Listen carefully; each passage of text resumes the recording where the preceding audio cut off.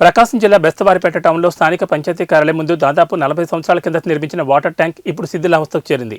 పగుళ్లు ఏర్పడి పిల్లర్స్కు క్రాకులు ఉండడంతో ఏ క్షణం ఏం జరుగుతుందోనని స్థానికులు భయాందోళనకు గురవుతున్నారు. తాత్కాలికంగా స్థానిక సర్పంచ్, పంచాయతీ అధికారులు మరమ్మతులు చేశారు. ట్యాంక్ నిర్మించి సుమారు 40 ఏళ్లు కావస్తుందని చెప్పారు.